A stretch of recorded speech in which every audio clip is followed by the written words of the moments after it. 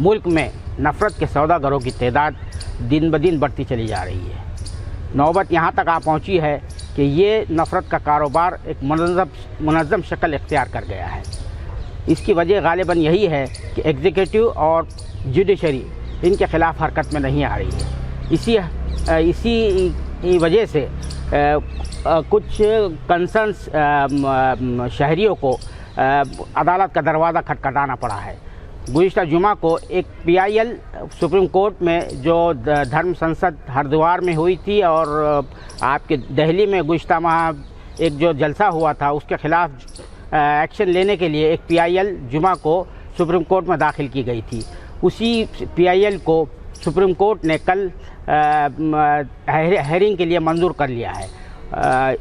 اس PIL کے داخل کرنے والوں میں سینئر جرنلسٹ اور BBC سے وابستہ رہے صحافی قربان علی صاحب اور پٹنہ ہائی کورٹ کی سابق جج انجنا پرکاش صاحبہ ہیں۔ آج ہمارے ساتھ ایک پٹیشنر قربان علی صاحب موجود ہیں۔ ہم ان سے جانتے ہیں کہ انہوں نے یہ پٹیشن کیوں داخل کی ہے۔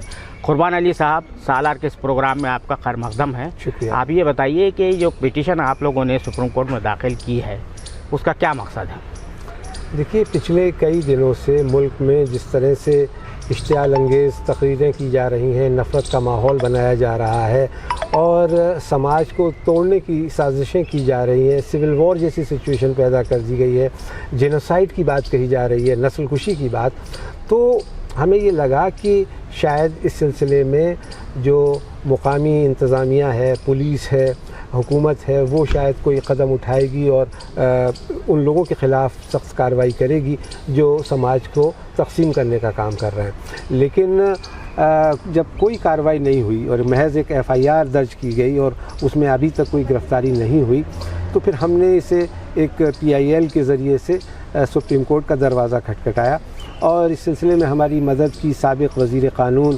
اور ممبر پارلیمنٹ کپل سبل صاحب نے، وہ ہماری طرف سے پیش ہوئے اور انہوں نے چیف جسٹس سے یہ درخواست کی کہ اس معاملے کی ارجنٹ ہیئرنگ کی جائے۔ چنانچہ کل پیر کے روز اس کی ارجنٹ ہیئرنگ کے آرڈرز ہوئے ہیں۔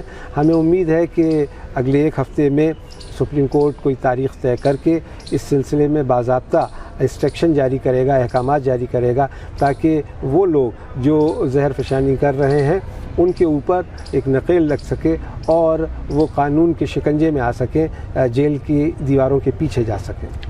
آپ نے جو پٹیشن داخل کی ہے ان میں کن نکات کو جو ہے بنیاد بنایا گیا ہے کہ جس بنیاد پر جو ہے استدعا عدالت سے کی گئی ہے کہ وہ ان کے خلاف کارروائی کرے؟ کیونکہ عدالت کا جو رویہ دیکھنے میں آیا ہے، خود سابق جو ایک بہت معروف جج ہے لوکور صاحب، جسٹس مدن بی لوکور صاحب، انہوں نے بھی بڑی مایوسی کا اظہار کیا کہ عدالت کو چاہیے تھا کہ وہ از خود جو ہے اس کے خلاف ایکشن لیتی، حرکت میں آتی۔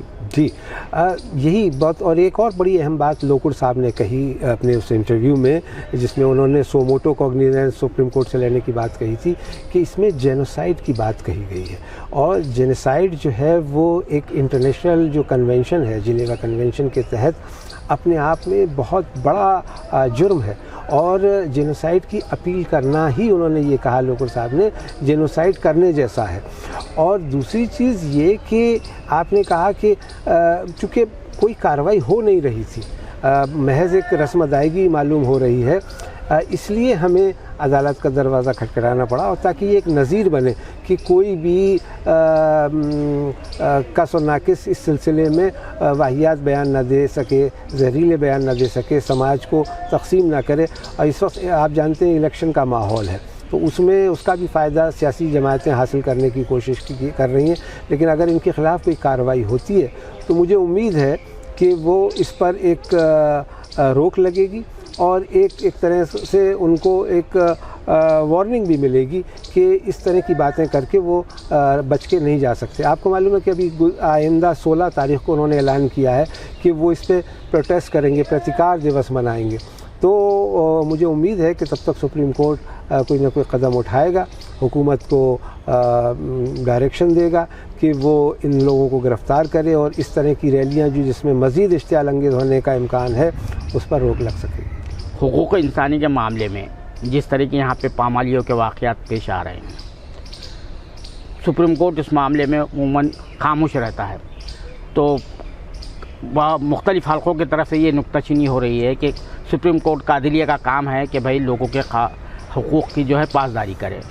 تو آپ اس حوالے سے جو پس منظر ہے عدلیہ کا، ہماری عدلیہ کا، پچھلی مرتبہ بھی جمعیت علماء کی طرف سے ایک اپیل ابھی داخل کی گئی تھی، اس پر جو ہیئرنگ ہوتی رہی، وہ معاملہ پینڈنگ ہے، زیر سماعت ہے. تو آپ نے جو نئی جو پٹیشن داخل کی ہے، تو آپ کو کس حد تک امید ہے کہ کچھ نہ کچھ دیکھیے ہم تو بہت پر امید ہیں، کیونکہ چیف جسٹس رامنا صاحب کے جو بیانات آئے ہیں حالیہ، اور ان میں بھی یہ بات دکھائی دی ہے کہ وہ کچھ کارروائی کرنا چاہتے ہیں. اور دوسری آپ نے جو سوال کیا کہ ہم نے جو شواہد پیش کیے ہیں، جو دستاویز پیش کیے ہیں، جو لائیو انٹرویوز اور یوٹیوبس کے ذریعے سے، تو اس میں کسی بھی اب ایف اینڈ بٹ کی ضرورت نہیں ہے. وہ اپنے آپ میں پختہ ثبوت ہے. سپریم کورٹ اسی پر اگر چاہے تو کوگنیزنس لے سکتا ہے، کارروائی کر سکتا ہے. اتنے پختہ وہ ثبوت ہیں کہ ٹیلی ویژن چینلوں نے ان کو ان بائٹس کو دکھایا ہے، میڈیا نے اس کو بہت تفصیل کے ساتھ رپورٹ کیا ہے.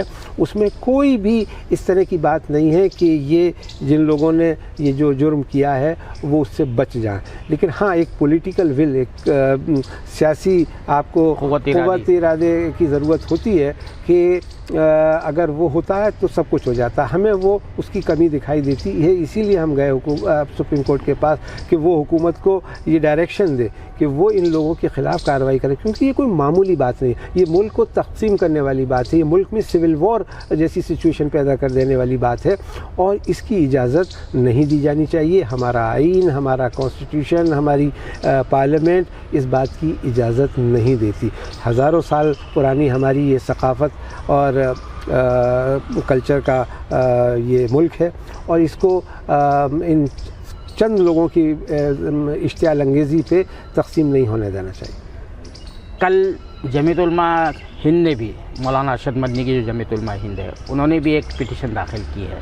تو کیا اس سے آپ کو تخفیف ملیں گی، آپ کے کاز کو تخفیف ملے گی؟ اس میں تو زیادہ سے لوگوں کو، نہ صرف ایک کسی جماعت کا بلکہ ہر اس شہری کو جو اس ملک سے محبت کرتا ہے، یا جو جیسے اس ملک کی کا جو مستقبل ہے اگر اس سے کچھ دلچسپی ہے، ان سب کو سول سوسائٹی کو آنا چاہیے. زیادہ سے زیادہ تعداد میں لوگوں کو عدلیہ کے سامنے آنا چاہیے، ایف آئی آر کی جانی چاہیے ملک کے مختلف حصوں میں، تاکہ ان لوگوں کو پتہ چل سکے. ابھی تک ہوتا یہ آیا ہے، یہ لوگ سمجھ لیتے ہیں کہ شاید ہم ہی ملک ہیں اور ہم جو کہہ دیں گے وہ آخری بات ہے اور ہمیں کوئی چیلنج نہیں کرے گا. تو میں تو ہر اس شہری سے اپیل کرنا چاہوں گا، جس میں جمعیت العلماء بھی شامل ہیں اور دوسری جماعتیں بھی، کہ وہ آئیں اس سلسلے میں. اس سے تقویت ملے گی، ایک دوسرے کا ساتھ دیں گے، اور اگر عدالت کا دروازہ کھٹکھٹائیں گے، جتنی بھی اپیلیں ہیں وہ سب ایک ساتھ اس کیس میں آ سکتی ہیں، اور سپریم کورٹ کو بھی تب مجبور ہو کر کے کچھ نہ کچھ کام کرنا پڑے گا، اقدام اٹھانے پڑیں گے. اس وقت ملک میں جس طرح کا ماحول ہے، یعنی عدم برداشت کا جو ماحول جو بڑھ گیا ہے، ذرا بھی کوئی سچ بات کرتا ہے یا حقوق کی پاسداری کی کوشش کرتا ہے تو اس کو دھمکیاں دی جاتی ہے. تو آپ نے جو ہے پٹیشن داخل کی ہے، ظاہر بات ایک جرأت مندانہ قدم اٹھایا ہے. تو کیا آپ کو کچھ ابھی تک محفوظ ہیں آپ باری فون پر اور ٹویٹر پر؟ 40 سالہ صحافی زندگی میں بہت اپ اینڈ ڈاؤنس دیکھے ہیں. مسز اندرا گاندھی کے زمانے میں سیڈیشن کا مقدمہ بھی چلا، لوور کورٹ سے سزا ہوئی، ہائی کورٹ میں جا کے بری ہوئے، اور بھی کئی معاملوں میں ملیانہ ہاشم پورہ میرٹھ کے فسادات کو بھی لے کر کے میں نے PIL دائر کی ہوئی ہے. تو ہم اس سے تو ڈرتے نہیں ہیں. میں اس گھر سے آتا ہوں، میرے والد فریڈم فائٹر تھے، انہیں سزائے موت دی گئی تھی، تو موت سے تو ڈر نہیں لگتا، وہ تو اللہ کے ہاتھ میں ہے. لیکن ہاں، ہم بحیثیت شہری جس طرح سے مقابلہ کر سکتے ہیں. میرے کوئی سیاسی منصوبے نہیں ہیں، لیکن میں اس ملک کا شہری ہونے کے ناطے سپریم کورٹ تو جا سکتا ہوں، ہائی کورٹ تو جا سکتا ہوں. وہ کرنے سے تو مجھے کوئی نہیں روکتا. اب دیکھا جائے گا، بہرحال جیسے بھی حالات ہوں گے، لیکن ہم اس ملک کو چند لوگوں کے ذریعے سے تباہ و برباد نہیں ہونے دینا چاہتے، اور نہ ہی ہونے دیں گے. بہت بہت شکریہ سالار نیوز سے بات کرنے کے لیے قربان علی صاحب. بہت بہت شکریہ باری صاحب. یہ تھے مشہور صحافی قربان علی صاحب، جنہوں نے سپریم کورٹ میں جو پٹیشن داخل کی ہے اس کے ایک یہ عرض گزار ہیں. ان کا کہنا یہ ہے کہ وہ پر امید ہے کہ سپریم کورٹ اس معاملے میں ضرور مداخلت کرے گی اور جو نفرت کے سوداگر ہیں ان پر نکیل کسے گی. کیمرہ مین ذیشان راہی کے ساتھ میں عبدالباری مسعود، نئی دہلی.